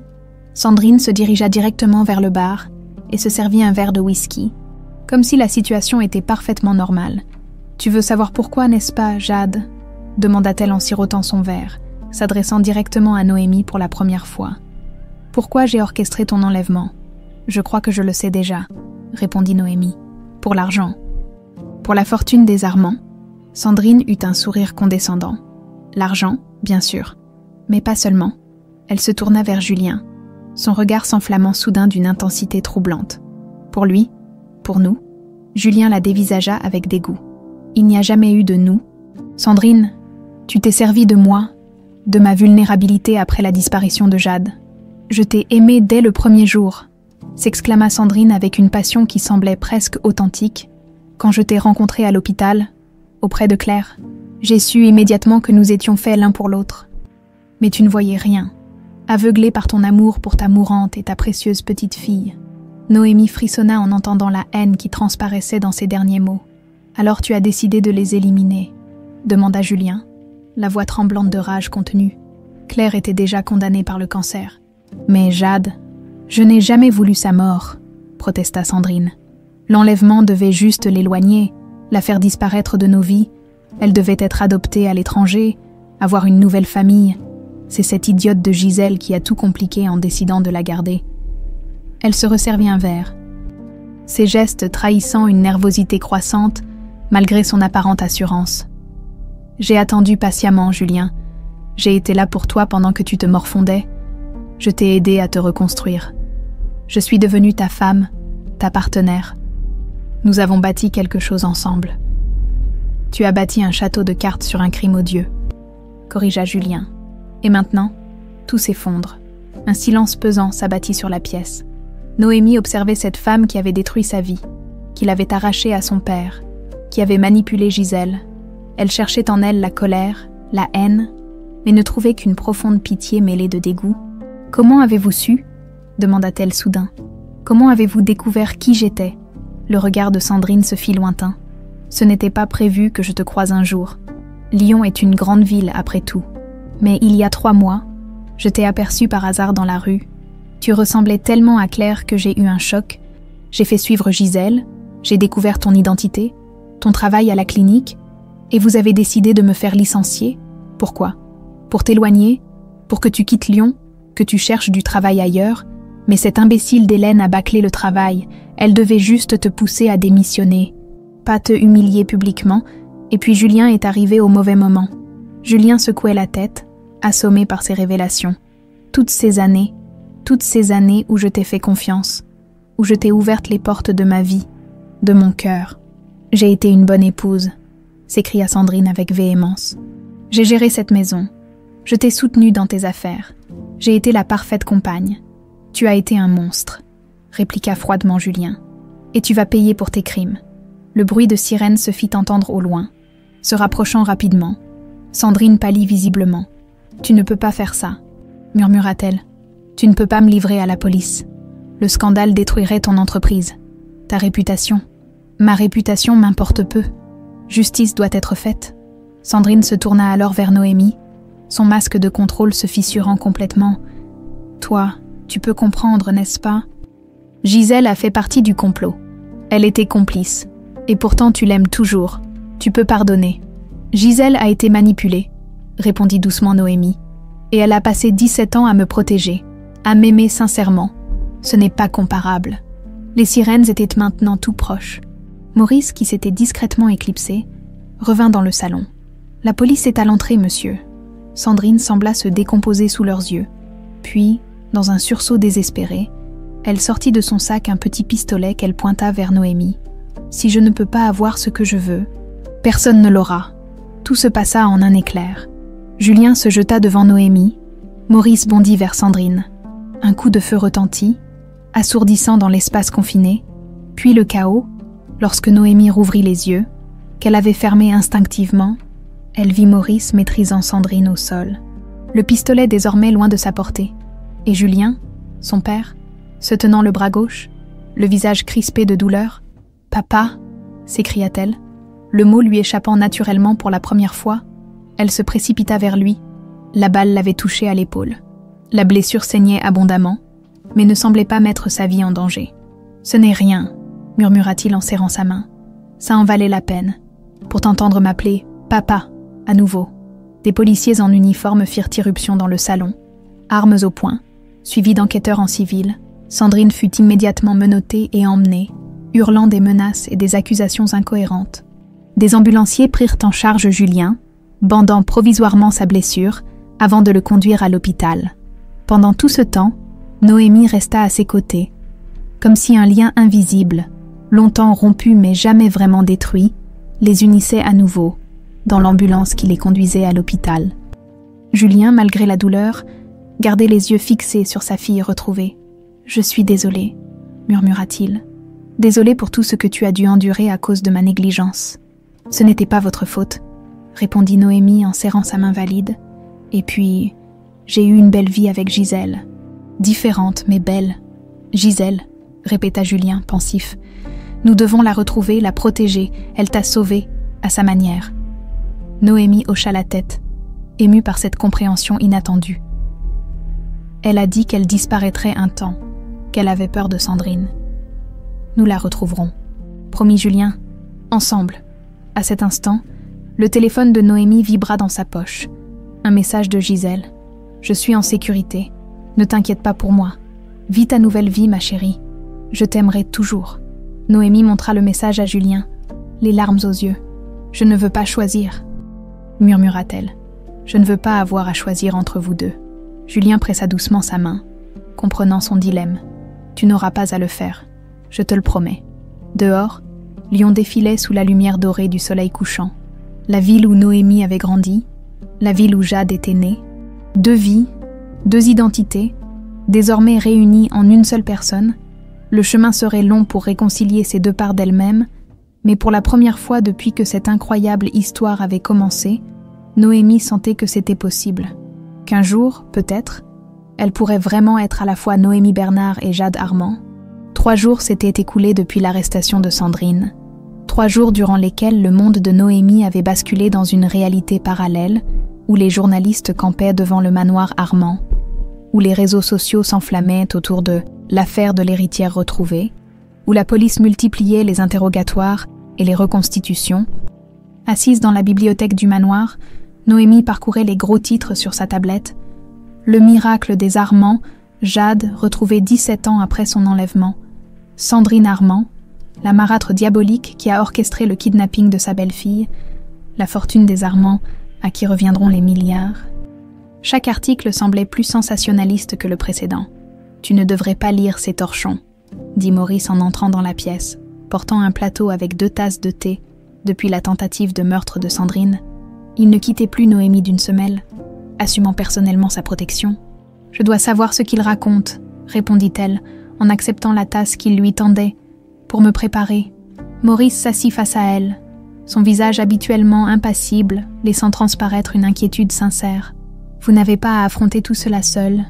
Votre père sera bientôt de retour de l'hôpital. »« Ah, ce n'est pas ça qui m'inquiète. » Noémie posa sa tablette. « C'est Gisèle, toujours aucune nouvelle. » Maurice secoua la tête. « Nos équipes la cherchent, mais elles semblent avoir prévu sa disparition depuis longtemps. Compte vidé, téléphone intraçable, aucune utilisation de carte bancaire ou de pièce d'identité. Elle a peur, » murmura Noémie. « Même avec Sandrine en détention provisoire, elle a peur. » Un silence s'installa, uniquement troublé par le tic-tac régulier de la grande horloge en acajou.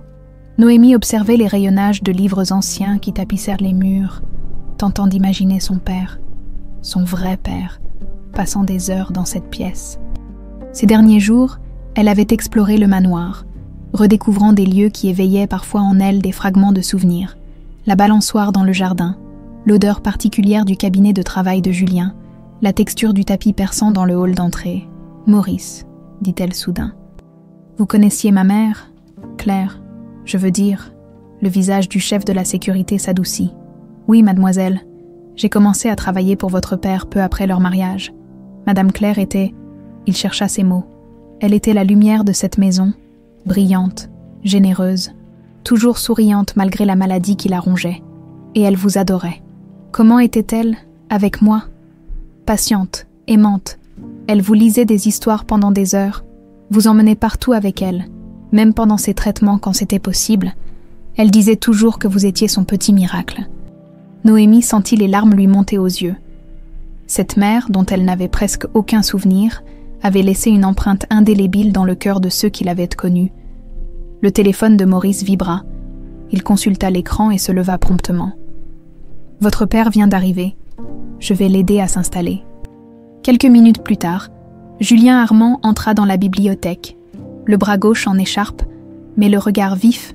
Son visage s'illumina en voyant Noémie. « Comment te sens-tu » demandèrent-ils simultanément, ce qui les fit sourire tous les deux. « Les médecins disent que je m'en tirerai sans séquelles » répondit Julien en s'asseyant précautionneusement dans un fauteuil. « Et toi, comment vis-tu tout ça » Noémie haussa les épaules. « C'est étrange, comme si je vivais la vie de quelqu'un d'autre. »« Je comprends. » Julien l'observa avec tendresse. « Tu sais, tu n'es obligé à rien. Si tu préfères retourner dans ton appartement, reprendre ta vie d'avant, ce n'est plus possible, » répondit doucement Noémie. « Ma vie d'avant n'existe plus. Noémie Bernard n'existe plus vraiment. Et Jade Armand, je ne sais pas encore qui elle est aujourd'hui. » Julien hocha la tête, comprenant parfaitement ce déchirement identitaire. « Tu as tout le temps nécessaire pour le découvrir. » Pou, la porte de la bibliothèque s'ouvrit à nouveau, laissant entrer Maître Delorme, l'avocat de la famille, et l'inspecteur Rodriguez, en charge de l'enquête sur Sandrine. Les 2 hommes prirent place autour de la table basse, leurs expressions graves annonçant des nouvelles importantes. « Nous avons du nouveau » commença l'inspecteur sans préambule. Sandrine Armand a demandé un arrangement avec le procureur. Elle est prête à coopérer pleinement en échange d'une réduction de peine. Quel genre d'arrangement ? Demanda Julien, méfiant. Elle veut négocier. Et pour cela, elle affirme détenir des informations cruciales que nous ignorons encore. Quelles informations ? L'inspecteur et l'avocat échangèrent un regard hésitant. Elle prétend que Gisèle Moreau n'a pas agi seule, expliqua finalement maître Delorme. Qu'il y avait un autre complice, bien plus dangereux, qui serait toujours en liberté et potentiellement menaçant pour mademoiselle Jade. Noémie se raidit. Laurent, l'homme mentionné dans le journal de Gisèle. Possiblement, mais Sandrine refuse d'en dire plus sans garantie. Julien serra les poings, son visage se durcissant. C'est un piège, une manipulation de plus. Elle essaie de s'en tirer à bon compte. C'est également notre hypothèse, acquiesça l'inspecteur. Mais nous ne pouvons pas écarter la possibilité qu'elle dise vrai si un autre complice est toujours en liberté et représente une menace. Je veux lui parler, déclara soudain Noémie. Les 3 hommes se tournèrent vers elle, surpris. Hors de question, trancha Julien. Cette femme a essayé de te tuer. Justement, elle me hait suffisamment pour commettre des erreurs face à moi, pour révéler des choses qu'elle ne dirait pas à d'autres. L'inspecteur Rodriguez considéra l'idée avec intérêt. Ce n'est pas dénué de sens. Nous pourrions organiser une confrontation contrôlée. Dans un environnement sécurisé, je refuse de mettre ma fille en danger, s'exclama Julien. Papa, intervint doucement Noémie, le mot lui venant maintenant plus naturellement. Je ne suis plus une enfant. Et je dois faire ça pour Gisèle, si elle est en danger à cause de ce Laurent ou qui que ce soit d'autre. Nous devons le savoir. Un silence tendu s'installa. Julien fixait Noémie, partagé entre l'admiration pour son courage et la terreur de la perdre à nouveau. Il y aurait une autre solution, proposa finalement Maurice, qui était resté silencieux jusqu'alors, une approche moins directe, mais potentiellement plus révélatrice. Tous les regards se tournèrent vers lui. Nous pourrions faire croire à Sandrine que nous avons retrouvé Gisèle et qu'elle a accepté de témoigner contre ce fameux Laurent. Observer sa réaction nous dirait si cette menace est réelle ou inventée. L'inspecteur Rodriguez hocha lentement la tête. Un bluff, ça pourrait fonctionner, mais il faudrait que ce soit crédible. Je connais quelqu'un qui pourrait nous aider, poursuivit Maurice. Une ancienne collègue, experte en interrogatoire psychologique, elle saurait exactement quel bouton pousser pour faire réagir Sandrine. Julien semblait toujours réticent. Mais le plan prenait forme dans son esprit.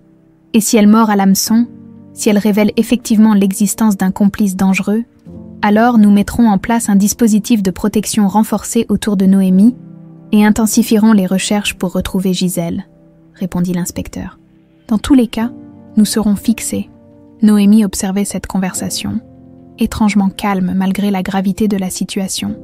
Une partie d'elle, la partie Jade peut-être, semblait s'éveiller face au danger, comme si l'instinct de survie longtemps enfoui refaisait surface. « Je veux participer », dit-elle fermement. « Pas juste être protégée en coulisses. Si nous montons ce piège, je veux en faire partie. » « Noémie, commença Julien, mais elle l'interrompit. « Je connais Gisèle mieux que quiconque. Je saurai quels détails mentionner pour rendre le bluff crédible, et puis... » Elle hésita. « Je veux voir le visage de Sandrine quand elle comprendra qu'elle a perdu. Je le lui dois. » L'avocat, qui était resté silencieux pendant l'échange, s'éclaircit la gorge. Il y a un autre aspect à considérer. Le procès s'annonce médiatique, complexe.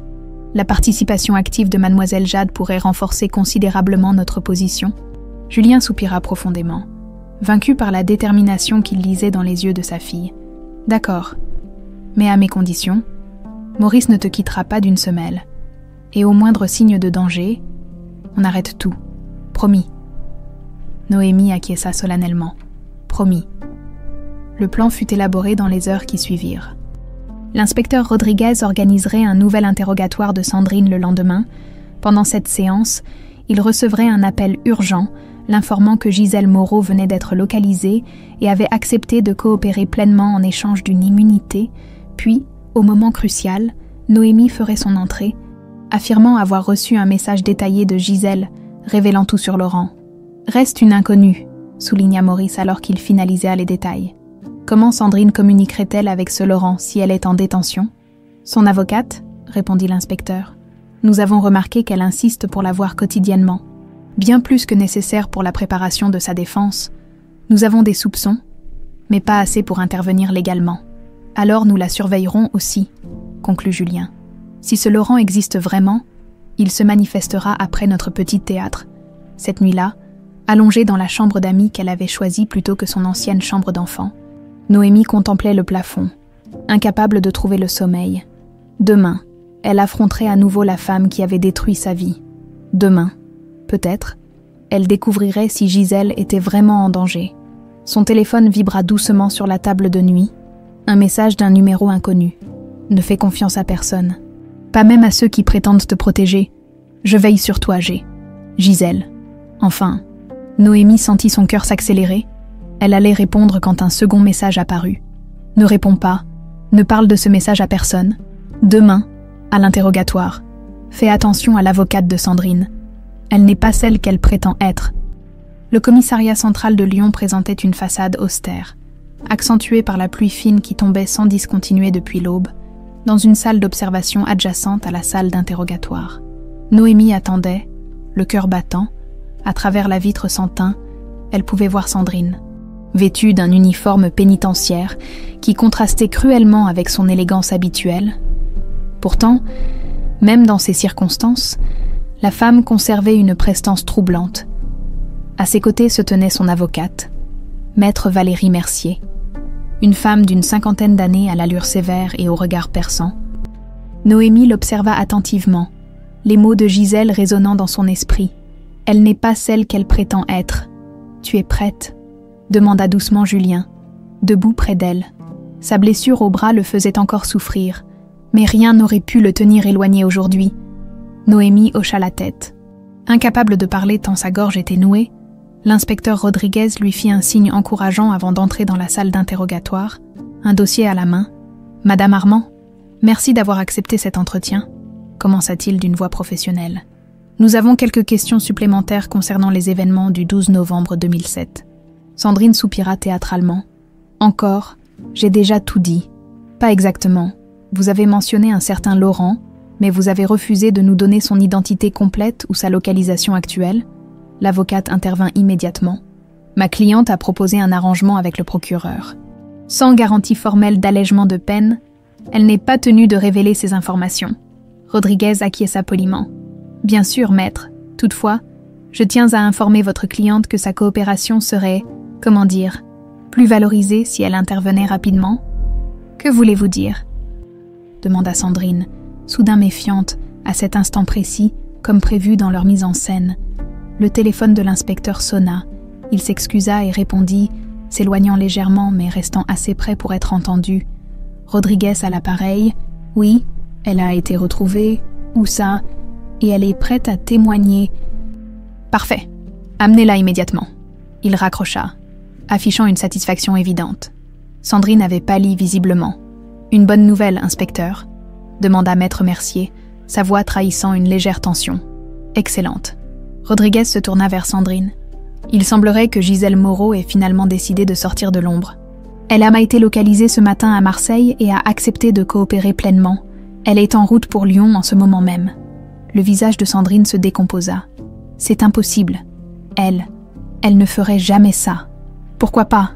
insista Rodriguez. « Elle risque gros, certes, mais pas autant que vous. » Et nous lui avons proposé certains arrangements en échange de sa coopération totale, particulièrement concernant ce fameux Laurent. Sandrine et son avocate échangèrent un regard que Noémie interpréta immédiatement comme de la panique. C'était le moment. Elle prit une profonde inspiration et fit signe à l'officier posté près de la porte qu'elle était prête à entrer.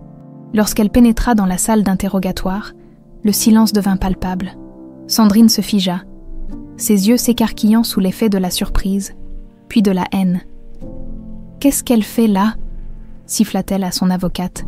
« Mademoiselle Armand a souhaité être présente », expliqua calmement Rodriguez. « Étant donné sa position de victime principale dans cette affaire, nous avons accepté. » Noémie s'assit face à Sandrine, soutenant son regard venimeux sans ciller. « J'ai reçu un message de Gisèle », déclara-t-elle d'une voix qu'elle s'efforçait de garder ferme. Elle m'a tout raconté sur Laurent. Absolument tout. Un muscle tressaillit sur la joue de Sandrine. « Tu mens. Vraiment. » Noémie sortit son téléphone et le posa sur la table. Elle m'a envoyé des preuves, des photos, des enregistrements, des documents, tout ce qu'elle avait gardé comme assurance pendant toutes ces années. C'était un bluff, évidemment. Le seul message que Noémie avait reçu de Gisèle était l'avertissement concernant l'avocate, mais la réaction de Sandrine valait son pesant d'or. « Je veux voir mon mari », exigea-t-elle soudain. « Tout de suite. Je suis là », répondit Julien en entrant à son tour dans la pièce. « Et je ne suis plus ton mari, Sandrine. Je ne l'ai jamais vraiment été. » Sandrine changea brusquement de tactique. Ses épaules s'affaissèrent, son visage se décomposa en une expression de détresse qui aurait pu sembler sincère à quiconque ne connaissait pas sa véritable nature. « Julien, je t'en supplie, tu ne comprends pas. J'étais manipulée, moi aussi, par Laurent. C'est lui qui a tout orchestré, qui m'a forcée à participer. Épargnez-nous ce numéro, Madame Armand, intervint Rodriguez. Nous savons que c'est vous qui avez recruté Laurent Mercier, votre propre cousin, pour vous aider dans ce plan. » Les yeux de Noémie s'écarquillèrent. Mercier, comme l'avocate, elle observa la femme plus attentivement, cherchant une ressemblance avec Sandrine qu'elle n'avait pas remarquée auparavant. Maître Mercier se leva brusquement. « Cet interrogatoire est terminé. Ma cliente n'a plus rien à dire sans garantie formelle du procureur. Asseyez-vous, maître, ordonna Rodriguez. Ou devrais-je dire, Madame Mercier, nous avons quelques questions pour vous également, notamment sur vos visites quotidiennes à votre cousine et les messages que vous avez transmis à l'extérieur. » L'avocate pâlit visiblement. « C'est ridicule. Je ne fais que mon travail. » « Vraiment. » Rodriguez ouvrit son dossier et en sortit plusieurs photos de surveillance. « Alors pourquoi avez-vous rencontré secrètement Laurent Mercier pas plus tard qu'hier soir ?» Cette révélation sembla ébranler les deux femmes. Sandrine jeta un regard assassin à son avocate, qui elle-même semblait avoir perdu toute contenance. « C'est un malentendu, » balbutia Maître Mercier. « Laurent est effectivement mon frère, mais il n'a rien à voir avec cette affaire. Je le consultais simplement pour préparer leur fuite, » compléta Julien, dont le visage s'était durci. « N'est-ce pas? Le plan était de faire libérer Sandrine sous caution, puis de disparaître tous les trois. » L'inspecteur Rodriguez acquiesça. « Laurent Mercier a réservé 3 billets pour le Brésil, départ demain soir. Nous avons également découvert des comptes offshore récemment alimentés. Tout était prêt. » Sandrine sembla s'effondrer sur sa chaise, comprenant que tout était fini. Mais Noémie, observant attentivement les deux femmes, perçut quelque chose d'autre dans leur regard. Non pas de la résignation, mais une sorte de détermination froide. Elles attendaient quelque chose, ou quelqu'un, comme pour confirmer ses soupçons. Un officier fit irruption dans la salle. « Inspecteur, nous avons un problème. Laurent Mercier vient d'être repéré dans le parking souterrain du commissariat. » Une alarme retentit soudain, suivie d'une annonce au haut-parleur demandant l'évacuation immédiate du bâtiment. Le chaos s'ensuivit. Des officiers se précipitant dans les couloirs, Rodriguez ordonnant le transfert immédiat de Sandrine vers une cellule sécurisée. « Sortez d'ici !» cria Julien à Noémie, la poussant vers la porte. « Maurice t'attend dehors. » Dans la confusion, Noémie perdit de vue son père. Elle se retrouva poussée dans un couloir, puis dans un escalier de service. Guidée par un officier qu'elle n'avait jamais vu auparavant, quelque chose clochait. « Où est mon père ?» demanda-t-elle, ralentissant. « Il nous suit » répondit l'homme sans se retourner. « Continuez, mademoiselle Armand. » Ils descendirent plusieurs volets de marche. S'enfonçant dans les niveaux inférieurs du commissariat, l'instinct de Noémie lui hurlait que quelque chose n'allait pas. Cet homme ne la conduisait pas vers la sortie, mais plus profondément dans le bâtiment. Arrivée à un palier désert, elle s'arrêta net. « Je n'irai pas plus loin sans mon père. » L'homme se retourna lentement, un sourire inquiétant aux lèvres. « Comme vous voulez, mademoiselle Armand. Ou devrais-je dire, Jade ?» Un frisson glacé parcourut l'échine de Noémie. Ce n'était pas un officier. L'alerte, l'évacuation, tout cela faisait partie d'un plan. Le plan de Sandrine, Laurent, murmura-t-elle. L'homme sortit un pistolet de son holster. « En personne maintenant, si vous voulez bien me suivre sans faire d'histoire. » Un coup sourd retentit soudain, et Laurent s'effondra, révélant derrière lui la silhouette de Gisèle, tenant fermement une extincteur qu'elle venait d'abattre sur sa tête. « Maman !» s'écria Noémie, se précipitant vers elle. « Vite, ma chérie !» ordonna Gisèle en l'attrapant par le bras. « Nous n'avons que quelques secondes avant qu'il ne reprenne conscience. » Elles remontèrent précipitamment les escaliers, Gisèle guidant Noémie à travers un dédale de couloirs jusqu'à une sortie de secours. À l'extérieur, la pluie s'était intensifiée, noyant les sirènes et les cris des policiers évacuant le bâtiment. Comment as-tu su » demanda Noémie, essoufflée. « Je te surveillais » répondit simplement Gisèle. « Je savais que Sandrine tenterait quelque chose de désespéré. Elle et Laurent avaient prévu cette fausse alerte depuis le début. Elles traversèrent le parking en courant, cherchant Maurice ou Julien parmi la foule de policiers et de civils évacués. C'est alors qu'une voiture noire surgit de nulle part. Freinant brusquement devant elle, la vitre s'abaissa, révélant le visage de Sandrine, un sourire triomphant aux lèvres, dans sa main, un petit flacon qu'elle agitait comme un trophée. « Trop tard » siffla-t-elle. « Ton cher papa a déjà bu son verre de « bienvenue », un cocktail spécial, juste pour lui. » Le monde sembla s'arrêter autour de Noémie. « Qu'est-ce que tu lui as fait » hurla-t-elle. Le sourire de Sandrine s'élargit. « La même chose que je m'apprêtais à te faire, ma chère Jade. Un poison indétectable, lent, douloureux. D'ici quelques heures, il sera trop tard. » Le temps sembla se figer dans ce parking inondé par la pluie. Noémie fixait Sandrine, paralysée par l'horreur de sa révélation. Julien, empoisonné, mourant, et cette femme qui s'en vantait avec un sourire triomphant, Gisèle fut la première à réagir. « Quel poison » demanda-t-elle d'une voix tranchante. « Dis-le-moi, Sandrine. » Sandrine éclata d'un rire froid. « Comme si j'allais te le révéler, ma chère Gisèle, toi qui as ruiné tous mes plans en gardant cette gamine. » Mais à cet instant, la portière côté passager s'ouvrit violemment, révélant Maurice, le visage ensanglanté mais déterminé. D'un geste rapide, il attrapa Sandrine par le col et la tira hors du véhicule. « Où est Julien » gronda-t-il en la plaquant contre la voiture. « Trop tard » cracha Sandrine, tentant vainement de se débattre. « Il est déjà… » Elle ne termina jamais sa phrase. Une détonation retentit, couvrant momentanément le bruit de la pluie. Laurent, qui s'était relevé et les avait suivis, venait de tirer. Maurice s'effondra, tandis que Sandrine se dégageait, un sourire victorieux aux lèvres. Noémie vit tout se dérouler au ralenti.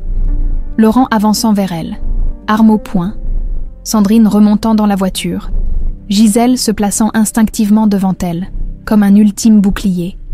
Puis, surgi de nulle part, un véhicule de police percuta violemment la voiture de Sandrine. L'inspecteur Rodriguez en jaillit, arme au poing, criant des ordres. D'autres policiers convergèrent vers Laurent qui, voyant sa fuite compromise, pointa son arme vers Noémie. « Si je dois tomber, tu tombes avec moi » hurla-t-il. Un second coup de feu déchira l'air. Laurent s'effondra, touché à l'épaule par le tir précis de Rodriguez. En quelques secondes, les policiers le maîtrisèrent, tandis que d'autres extirpèrent Sandrine de la voiture accidentée. « Julien » murmura Noémie, sortant de sa stupeur. « Il faut trouver mon père. » « L'ambulance est déjà en route » répondit Rodriguez en s'approchant d'elle. « Nous l'avons trouvé inconscient dans la salle de conférence. Sandrine lui avait offert un café avant que tout ne commence.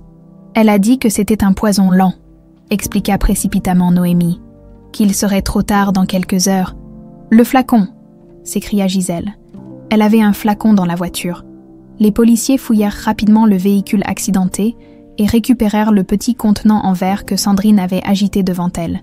Gisèle s'en empara, l'examina rapidement, puis le renifla avec précaution. « Aconie » déclara-t-elle d'une voix ferme, mélangée à autre chose. « Peut-être de la belladone. Je reconnais l'odeur. J'étais infirmière. J'ai travaillé en toxicologie. Il faut immédiatement administrer de l'atropine et du charbon actif. » Rodriguez saisit sa radio et transmit l'information aux ambulanciers qui prenaient déjà en charge Julien. Puis il se tourna vers Gisèle, son regard s'assombrissant. « Madame Moreau, je suis désolée, mais je dois vous placer en garde à vue. Vous êtes recherchée pour complicité d'enlèvement. » Noémie s'interposa. « Elle vient de sauver la vie de mon père. Elle m'a sauvée de Laurent. Je comprends. Mademoiselle Armand, mais la loi est la loi cependant. » Il jeta un regard vers Sandrine et Laurent, menottés et escortés vers des véhicules différents. « Je noterai sa coopération pleine et entière dans mon rapport. » Gisèle posa une main apaisante sur l'épaule de Noémie. « C'est normal, ma chérie. Je dois répondre de mes actes. » Elle se tourna vers Rodriguez. « Avant de partir, puis-je avoir un moment avec ma fille ?» L'inspecteur acquiesça et s'éloigna de quelques pas. Gisèle prit alors les mains de Noémie dans les siennes, les larmes aux yeux, mais le regard déterminé. « Écoute-moi bien, ma Noémie. Ton père va s'en sortir, j'en suis certaine. L'aconie est mortelle, mais pas si on le traite à temps, quant à moi. » Elle eut un sourire triste. « J'ai toujours su que ce jour viendrait. que je devrais payer pour ma part dans cette histoire. Je ne te laisserai pas, sanglota Noémie. Je témoignerai pour toi. Tu m'as sauvée, tu m'as aimée, et je t'aimerai toujours. Gisèle essuya tendrement une larme sur la joue de sa fille adoptive. Tu es ce qui m'est arrivé de plus beau dans la vie, ma rédemption. Maintenant, tu dois retourner auprès de ton père. Il a besoin de toi. Rodriguez revint, accompagnée d'une policière qui passa doucement les menottes à Gisèle. Alors qu'on l'emmenait, elle se retourna une dernière fois vers Noémie. « Souviens-toi, ma chérie, parfois, l'amour naît des plus grandes erreurs, et cet amour-là est le plus fort de tous. » Les 3 mois qui suivirent furent un tourbillon d'événements pour Noémie. L'hospitalisation de Julien, sauvé de justesse grâce à l'identification rapide du poison, le procès médiatique de Sandrine et Laurent, condamnés respectivement à 30 et 25 ans de prison pour enlèvement, tentative de meurtre et divers autres crimes, les longues dépositions, les experts psychologiques, les journalistes campant devant le manoir Armand, et puis, il y avait eu le cas de Gisèle, grâce aux témoignages de Noémie et Julien, à sa coopération exemplaire et aux circonstances atténuantes, la manipulation, le remords sincère, le fait qu'elle avait protégé et aimé l'enfant pendant 17 ans, elle avait bénéficié d'une clémence exceptionnelle. 5 ans de prison, dont 3 avec sursis, en ce jour ensoleillé de printemps, 1 an après les événements du commissariat, Noémie se tenait devant l'imposant portail d'un bâtiment flambant neuf à la périphérie de Lyon. À ses côtés, Julien, complètement remis, contemplait avec fierté la plaque dorée qui ornait l'entrée. « Foyer Claire Moreau, pour les enfants sans famille, tu es sûr du nom ?» demanda-t-il doucement. « Nous pourrions l'appeler simplement Foyer Claire ?» Noémie secoua la tête. « Non, je veux que les 2 femmes qui m'ont aimée soient honorées ensemble, Claire et Gisèle, ma mère biologique et ma mère de cœur. » Julien acquiesça, serrant affectueusement l'épaule de sa fille. Leur relation avait évolué lentement, prudemment, au fil des mois. Ils apprenaient à se connaître, à construire quelque chose de nouveau qui ne cherchait pas à effacer le passé, mais à l'intégrer dans leur présent, à l'intérieur du foyer. Tout était prêt pour l'inauguration. Des enfants de tous âges attendirent déjà dans les nouveaux dortoirs, les salles de jeu, la bibliothèque. Ce projet était devenu la mission de Noémie. Créer un lieu où les enfants sans famille pourraient trouver chaleur, sécurité et éducation. Un lieu financé par la fortune des Armand, mais géré avec le cœur et les valeurs que Gisèle lui avait inculquées. Il est leur, annonça Maurice, désormais responsable de la sécurité du foyer. Sa blessure par balle l'avait laissé avec une légère claudication, mais n'avait en rien diminué sa loyauté. Ils entrèrent dans la salle principale, où attendirent déjà des représentants de la ville, des journalistes, des travailleurs sociaux, mais le regard de Noémie cherchait une personne en particulier. Elle la repéra enfin, debout près d'une fenêtre, élégante malgré la simplicité de sa tenue. Gisèle, libérée il y a 2 semaines pour bonne conduite, semblait nerveuse mais rayonnante. Lorsqu'elle aperçut Noémie, son visage s'illumina d'un sourire que seul l'amour maternel peut créer. Elles s'enlacèrent longuement, sans un mot, les larmes aux yeux. Puis Noémie se tourna vers son père, qui s'était approché. « Gisèle », dit-il en lui tendant la main. « Merci d'avoir accepté de diriger ce foyer. Personne n'est mieux qualifié que vous. » Gisèle serra sa main, reconnaissante. « Merci de me donner cette chance, monsieur Armand. »« Julien, s'il vous plaît, nous sommes une famille maintenant, n'est-ce pas? Une famille peu conventionnelle, certes, mais une famille tout de même. » La cérémonie d'inauguration fut simple mais émouvante. Noémie prononça un discours sur le pouvoir de l'amour et du pardon, sur les secondes chances et les nouveaux départs. Au moment de couper le ruban, elle invita Julien et Gisèle à la rejoindre, symbolisant cette étrange mais solide trinité qui s'était formée à travers les épreuves. Plus tard, alors que les invités se dispersaient et que les enfants prenaient véritablement possession des lieux, Noémie se retira dans le petit bureau qui serait désormais celui de Gisèle. Sur le mur, elle avait fait encadrer 2 photos, l'ancienne Polaroid décolorée qui avait déclenché toute cette histoire, et une nouvelle, prise le jour même, montrant Julien, Gisèle et elle-même devant le foyer. La porte s'ouvrit doucement, laissant entrer Gisèle. « Tu as vu ?» demanda-t-elle en désignant les photos. Le passé et le présent, côte à côte. Gisèle s'approcha, émue. « C'est parfait. » Elle hésita un instant, Es-tu heureuse, ma chérie ?»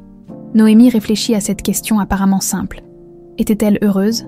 Après tout ce qu'elle avait traversé, toutes les vérités découvertes, toutes les identités endossées, « Je suis en paix », répondit-elle finalement. « Je ne suis plus seulement Noémie, je ne suis pas entièrement Jade non plus. Je suis les deux, et quelque chose de plus, quelque chose de nouveau, et ça me convient. » Gisèle sourit, comprenant parfaitement. « Tu as toujours été exceptionnelle. » Dès le premier jour, au moment où elle s'apprêtait à rejoindre les autres, le téléphone de Noémie vibra. Un message de Julien. « Viens vite dans le hall. Un visiteur inattendu pour toi. » Intriguée, Noémie se rendit dans l'entrée principale. Suivie de Gisèle, là, discutant avec Julien, se tenait un jeune homme d'une vingtaine d'années, aux traits étrangement familiers. « Noémie », dit Julien, une expression indéchiffrable sur le visage. « Ce jeune homme s'appelle Thomas. Il dit qu'il vient de Marseille et qu'il a quelque chose d'important à te montrer. » Le jeune homme s'avança, nerveux mais déterminé. De sa poche, il sortit une vieille photo, une Polaroid montrant une petite fille en robe bleue, exactement la même que celle de Noémie,